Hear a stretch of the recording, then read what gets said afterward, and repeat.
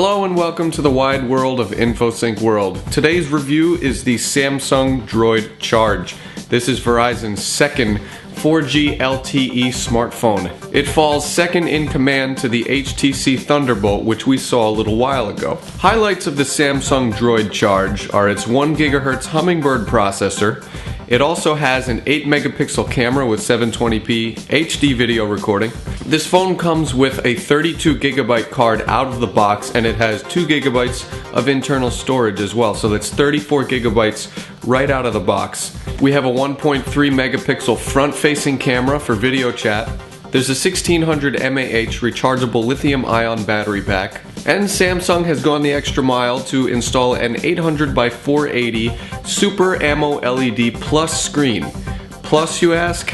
Plus means battery saving. This screen is supposed to be better on battery life, and it was a little bit.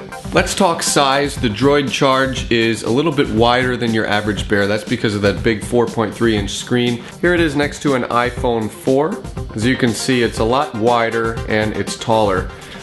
This phone is an entertainment powerhouse, however it lacks a kickstand. It does give us an HDMI terminal, which is nice, but even with its 34 gigabytes out of the box, it still doesn't match the memory provided by the Thunderbolt out of the box. For an operating system, we have Android 2.2 and TouchWiz 3.0. We preferred HTC Sense to this, and we'll get to that in the tour of this. A few other bases to cover.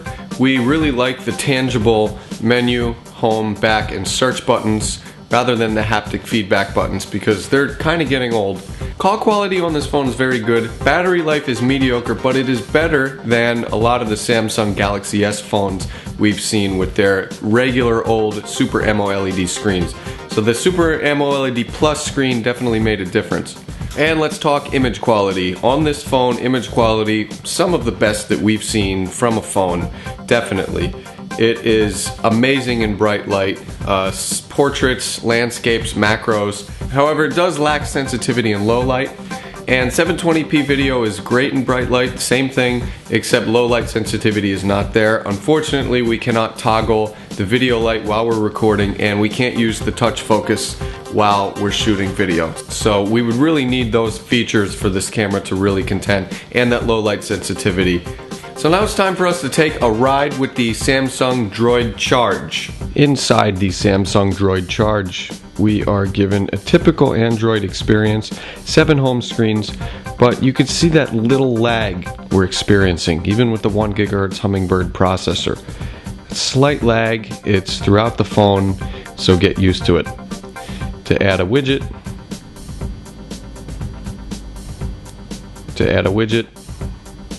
here we go, tap and hold. And also, we can utilize an HTC Sense like leap tactic there. It's not as smooth as HTC Sense, but here's a look at our applications menu. Again, very similar to all of the Galaxy S phones that we've seen. Here we're loading a page. In the browser, we get pinch to zoom. It's pretty smooth, especially after seeing the Droid Incredible 2, which was just a lag fest. We get double tap to zoom, and Android 2.2 gives us Flash 10.1 support, but we noticed that the sync was off with this phone.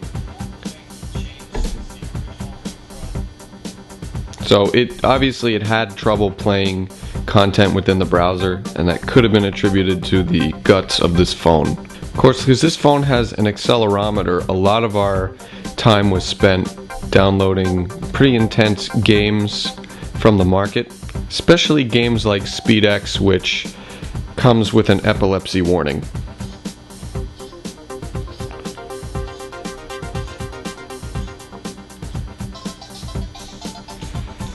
And who couldn't use a little duck hunt, even though this is kind of cheating. We also get Rock Band and Let's Golf, but they're only demo versions. We don't get the full suite. And we just saw T-Mobile give us Need for Speed Shift on the G2X, so we'd like that. This is a widget heavy phone. We have all of these updates. We also have feeds and updates here. All of our Facebook, MySpace, and Twitter accounts are merged, and we also have Buddies Now, which is a Rolodex of our favorite contacts from MySpace, Twitter, and Facebook, and any other account we happen to have logged into as well. We do like the fact that this phone has Think Office, so we can manage all of our Microsoft Office documents without having to go to the market and download a program to do that. Also for multimedia, we have Samsung's Media Hub. Verizon gives us Vcast. There's Slacker Radio back there. We also have Rhapsody. So there's a ton of multimedia options for this phone. Our InfoSync diagnosis with the Samsung Droid Charge is going to be short, sweet, and to the point. There are two contenders within the LTE realm. It's the HTC Thunderbolt and the Samsung Droid Charge. The Thunderbolt has more memory, it has superior HTC Sense, and it offers a kickstand. The Samsung Droid Charge is very similar to pretty much all of their Galaxy S phones, and we would go as far as to call it the Samsung Galaxy S 4G, but that's already taken by T-Mobile. There's no doubt about it, Samsung makes a quality product, but we think that the Thunderbolt has the edge over the Droid Charge in this situation. For the full Samsung Droid Charge review, go to www.infosyncworld.com. Until next time, I'm Mike Perlman.